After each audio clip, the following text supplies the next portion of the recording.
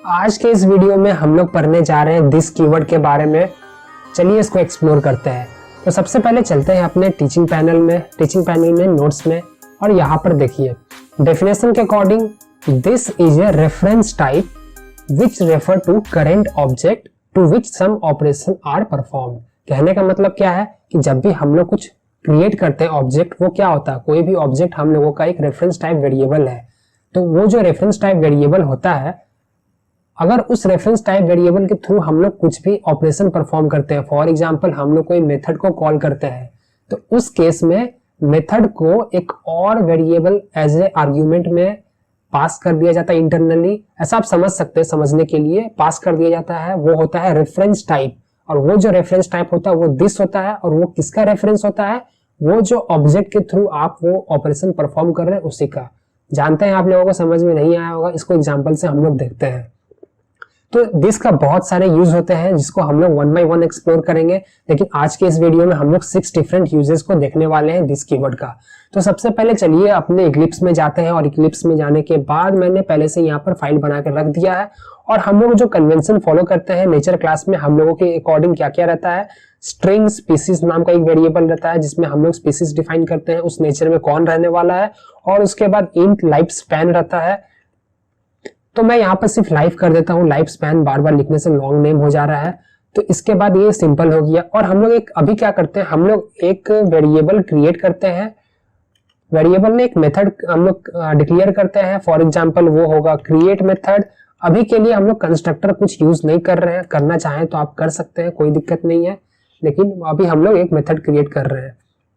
ये मेथड का काम क्या होगा, ये मेथड का काम सिर्फ सिंपल सा है कि ये एक आपका स्पीसीज नाम का ये वैल्यू को, मतलब ऑब्जेक्ट को इनिशियलाइज करने वाला है, इसका बस इतना ही काम है। तो जल्दी से मैं स्ट्रिंग ये कर देता हूँ और इंट ls कर देता हूँ, और इसके बाद यहाँ पर हम लोग क्या कर देते हैं, स्पीसीज ये जो हम लोग का इंस्टांस वेरिएबल है इक्वल टू, इसको हम लोग यहाँ पर अपडेट कर देते हैं, और उसके बाद लाइफ इक्वल टू हम लोग यहाँ पर कर देते हैं ls।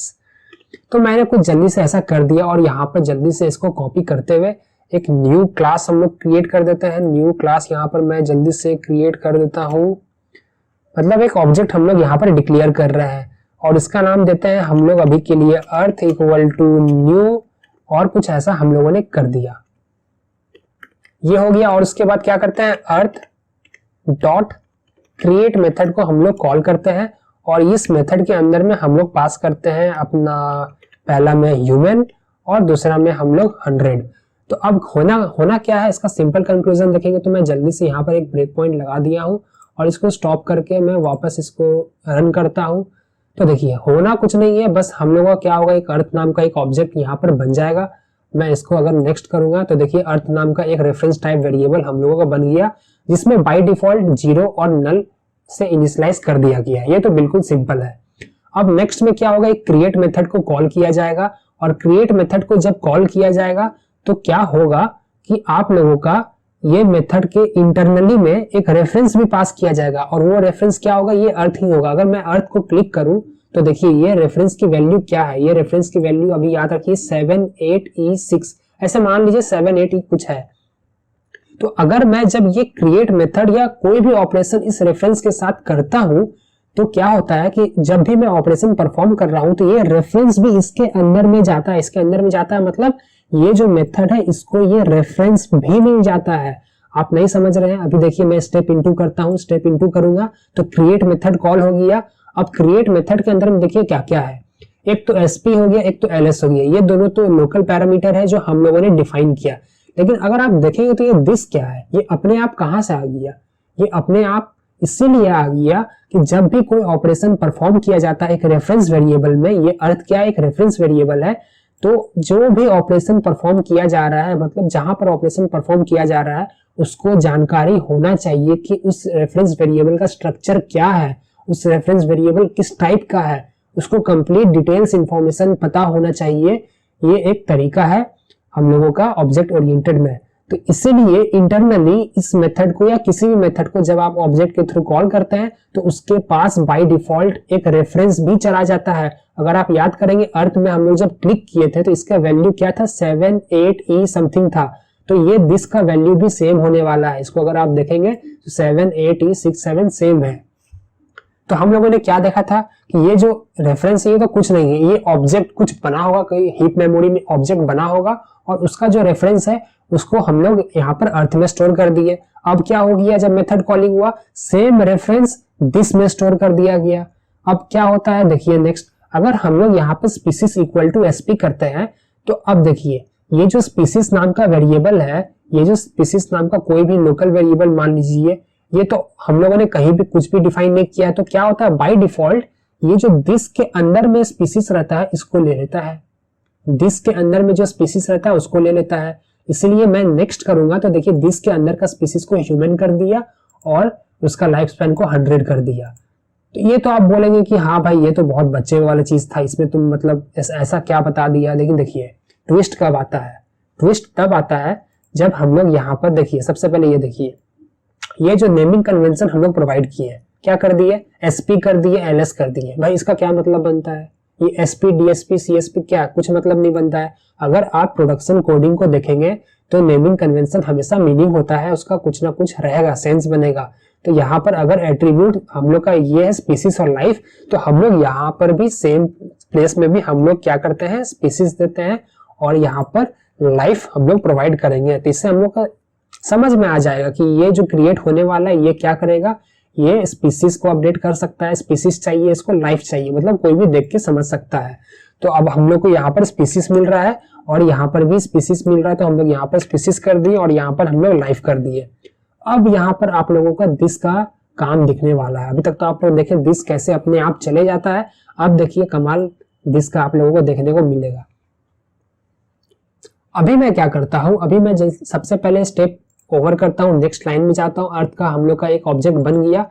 प्रीवियस में हम लोगों ने क्या देखा था, प्रीवियस में हम लोगों ने देखा था कि जब भी हम लोग इसको क्रिएट करते थे तो ये अर्थ का वैल्यू को अपडेट कर देता था एज ए 100 एंड ह्यूमन। ये तो हम लोगों ने चेक कर लिया था। लेकिन अब क्या होगा, अब देखिए अगर हम लोग इसको नेक्स्ट करते हैं तो अंदर में ये जाएगा इस मेथड का, क्योंकि हम लोगों ने कॉल किया। तो इसको देखिए मिल गया क्या, इसको मिल गया आपका दिस मिल गया बाय डिफॉल्ट, और इसके बाद स्पीसीज और लाइफ हम लोगों ने एक लोकल वेरिएबल पास किया। अगर आपको याद होगा जैसे मैं प्रीवियस एग्जांपल में स्टेप ओवर किया था, तो क्या हुआ था, ये स्पीसीज अपडेट हो गया था और लाइफ अपडेट हो गया था, ठीक है।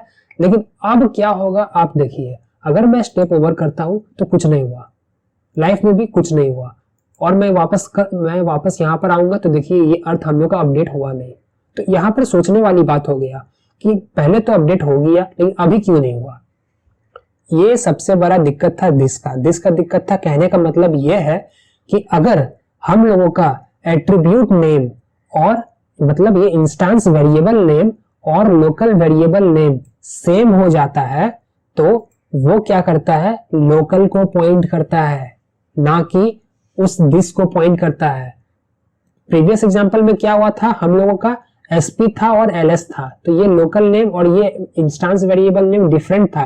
तो इसीलिए हम लोग जब स्पीसीज कर रहे थे स्पीसीज इक्वल टू एसपी, तो वो बाय डिफॉल्ट उसको लोकल में कोई भी स्पीसीज नाम का वेरिएबल नहीं मिला, तो वो क्या किया, दिस में जाके चेक किया कि क्या दिस में स्पीसीज नाम का वेरिएबल है, हाँ उसके अंदर मिल गया, इसीलिए वो अपडेट कर दिया।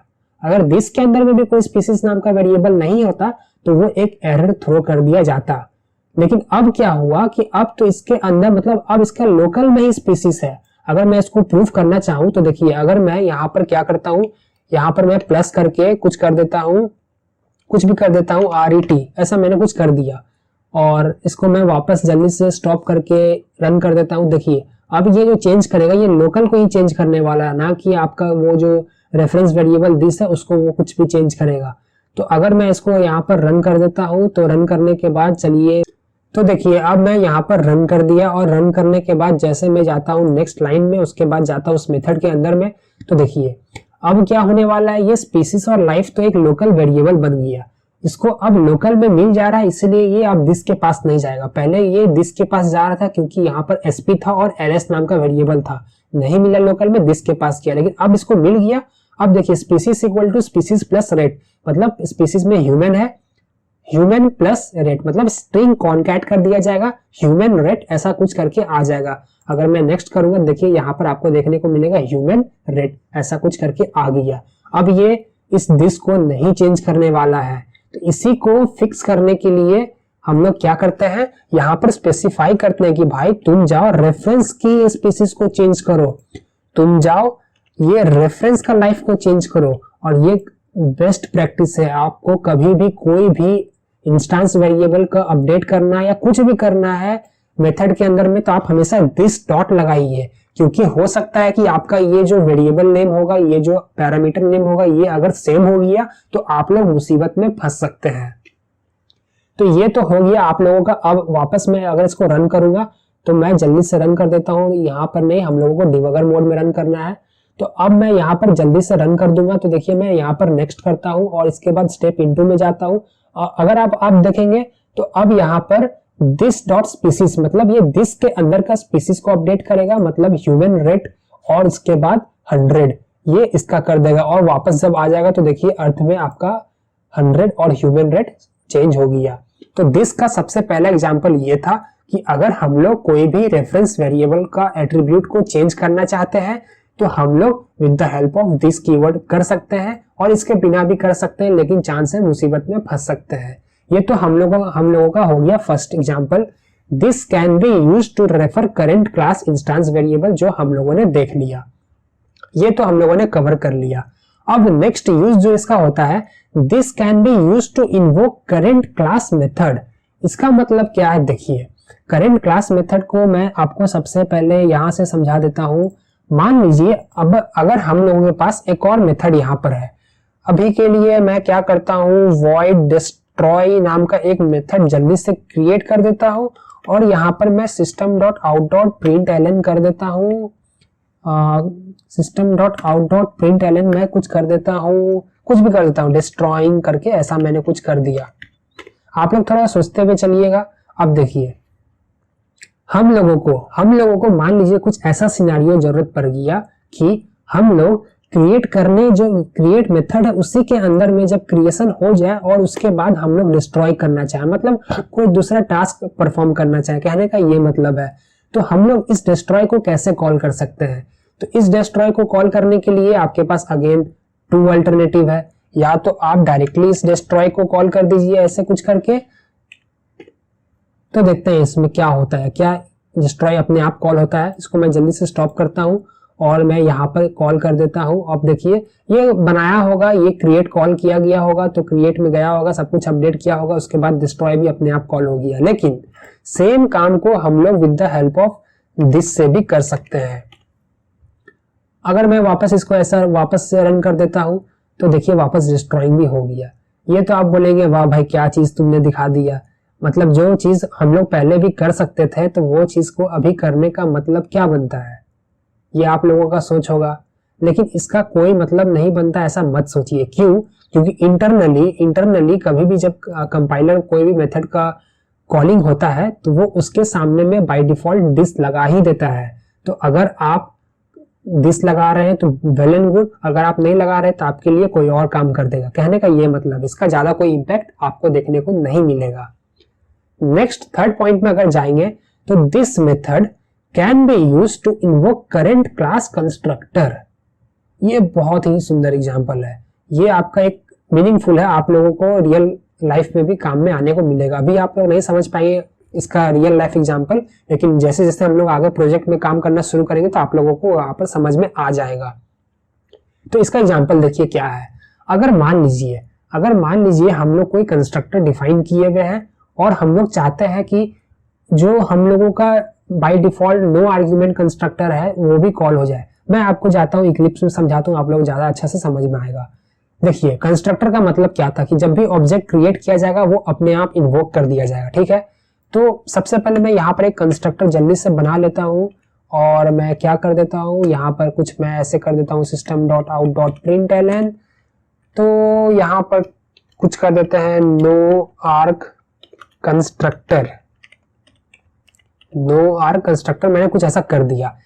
और जल्दी से मैं एक और कंस्ट्रक्टर यहाँ पर क्रिएट कर देता हूँ और वो कंस्ट्रक्टर का जो काम होगा वो कंस्ट्रक्टर का काम होने वाला है आप लोगों का। मैं यहाँ से जल्दी कॉपी कर लेता। अभी हम लोगों ने क्या कर दिया, यहाँ पर दो कंस्ट्रक्टर हम लोगों ने डिफाइन कर दिया। एक तो हो गया आपका नो आर्ग्यूमेंट कंस्ट्रक्टर, एक हो गया आपका नॉर्मल पैरामीटराइज्ड कंस्ट्रक्टर। तो ये तो बिल्कुल सही हो गया। अगर अब इस कंडीशन में अगर आप देखेंगे, अगर हम लोग ह्यूमन और 100 को पास करते हैं, मान लीजिए अगर हम लोग ह्यूमन और 100 को पास करते हैं इस पोजीशन में, तो क्या हो जाएगा, पैरामीटराइज्ड कंस्ट्रक्टर कॉल हो जाएगा। ये तो एक सिंपल एग्जांपल मैं आप लोगों को दिखा रहा हूँ। मान लीजिए आप लोगों का कुछ ऐसा सिनेरियो आ गया कि आप लोगों को अब दोनों का दोनों कंस्ट्रक्टर कॉल करना है, ये भी कॉल करना है और ये भी कॉल करना है। तो आप लोग क्या सोच सकते हैं, आप क्यों कॉल करना है अभी ये मत सोचिए, बहुत सारे काम हो सकते हैं। मान लीजिए ये जो डिफॉल्ट, ये जो नो आर्ग्यूमेंट कंस्ट्रक्टर है, इसके अंदर में कुछ हम लोग डेटाबेस में कुछ डेटा फेच करके ला रहे होंगे और कुछ काम कर रहे होंगे, मतलब काम का कोई सीमा नहीं है। लेकिन अभी मान लीजिए कंडीशन ऐसा है कि आपको ये दोनों कंस्ट्रक्टर कॉल करना है। आप तो फंस गए। अगर आप यहाँ पर पैरामीटर पास करते हैं तो ये कंस्ट्रक्टर कॉल कर दिया जाएगा, अगर आप पैरामीटर पास नहीं करते हैं तो ये कंस्ट्रक्टर कॉल कर दिया जाएगा। तो मैं जल्दी से इसको प्रूफ करने के लिए system.out.println में कर देता हूँ। तो आप लोगों को लगेगा कि भाई ये क्या प्रूफ कर रहा है, लेकिन इससे आप लोगों का प्रैक्टिस होगा, कम से कम देखते हुए जान रहे हैं आप लोग। यहाँ पर सिर्फ वीडियो देख रहे होंगे नेटफ्लिक्स का सीरीज जैसा। तो यहाँ पर चलिए आप लोग प्रैक्टिस कर देते हैं। पैरामीटर का कंस्ट्रक्टर, जो भी स्पेलिंग होगा वो जाए कंस्ट्रक्टर, ठीक है। तो अब यहाँ पर जल्दी से हम लोग क्या करते हैं, इसको रन करते हैं। तो देखिए यहाँ पर क्या हो जाएगा, पैरामीटर कंस्ट्रक्टर कॉल कर दिया जाएगा। अगर हम लोग इसको हटा देते हैं तो क्या हम लोग का कॉल हो जाएगा, हम लोगों का कॉल हो जाएगा आपका नो आर्ग्यूमेंट कंस्ट्रक्टर। लेकिन हम लोगों का जो रिक्वायरमेंट था वो था कि दोनों का दोनों कॉल होना चाहिए। तो सेम चीज को आप अचीव कर सकते हैं with the help of this keyword. कहने का मतलब कि अगर मान लीजिए दिस क्या था, जब भी कंस्ट्रक्टर, मतलब क्या होता है, जब भी कंस्ट्रक्टर है ये भी एक तरीके से मेथड कॉलिंग की तरह ही है, अपने आप कॉल हो जाता है। तो इसमें क्या होता है, इसको भी अपना दिस मिलता है। अगर आप दिस मेथड इस तरीके से लिख देते हैं तो क्या होता है कि आप इसके ये कंस्ट्रक्टर को भी कॉल कर सकते हैं। ना जरूरी नहीं है कि ये कंस्ट्रक्टर, आप कोई भी कंस्ट्रक्टर को कॉल कर सकते हैं बेस्ड अपॉन दी सिग्नेचर।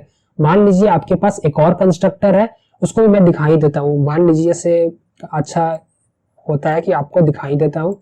तो मैं यहाँ पर जल्दी से एंटर कर दिया और यहाँ पर मैं सिर्फ और सिर्फ क्या करता हूँ, ऐसा कुछ कर देता हूँ स्पीसीज के लिए, और ये दिस को यहाँ से हटा देता हूँ और यहाँ पर मैं कुछ कर देता हूँ सिंगल पैरामीटर कंस्ट्रक्टर। और यहाँ पर भी कुछ ना कुछ काम हो रहा होगा, ऐसा अभी मान के चलते हैं। तो ये यहाँ पर मल्टीपल कंस्ट्रक्टर है। यहाँ पर मैं फिर से क्या करता हूँ, दिस, और यहाँ पर मैंने यहाँ पर प्रोवाइड कर दिया स्पीसीज, मैंने कुछ ऐसा प्रोवाइड कर दिया। तो अब देखिए, तो आप किसी को भी कॉल कर सकते हैं। अभी के लिए मैं क्या करता हूँ, इसको कमेंट कर देता हूँ। अगर मैं अब रन करूंगा तो देखिए दोनों के दोनों कंस्ट्रक्टर कॉल हो जाएंगे, मतलब नो आर्ग्यूमेंट कंस्ट्रक्टर और पैरामीटराइज्ड कंस्ट्रक्टर दोनों का दोनों कॉल हो जाएंगे। देखिए, तो ये आप लोगों का एक बहुत अच्छा एग्जाम्पल हो गया। अगर आप देखेंगे तो मान लीजिए आप लोगों को सेकंड कंस्ट्रक्टर कॉल करना हुआ होगा और इसको नहीं करना पड़ा होगा, लेकिन आप दोनों का दोनों एक साथ कॉल नहीं कर सकते हैं। तो ऐसा करेंगे तो देखिए हम लोगों को कुछ ऐसा हो गया। अगर आप बोलेंगे ना भाई हमको तो सारे के सारे कंस्ट्रक्टर को कॉल करना है एक ही बार में, तो उसके लिए फिर से आपको क्या करना पड़ेगा, उसके लिए फिर से आपको ये जो दिस है इसको आप क्या कीजिए, यहाँ से उठा के, मतलब ये मैं आपको दिखा रहा हूँ कि आप कैसे कोड के साथ गेम खेल सकते हैं, आप लोगों को प्ले करने आना चाहिए। तो ये कंडीशन में आप क्या हो जाएगा, देखिए ये कंडीशन में आपका तीनों का तीनों कंस्ट्रक्टर कॉल हो गया। तो ये आपका बहुत ही यूजफुल एग्जांपल है कंस्ट्रक्टर कॉलिंग के लिए। और भी remaining 3 main advantage of this है, जिसको हम लोग नेक्स्ट वीडियो में कवर करेंगे। आज के लिए बस इतना ही, मिलते हैं नेक्स्ट वीडियो में। Good bye.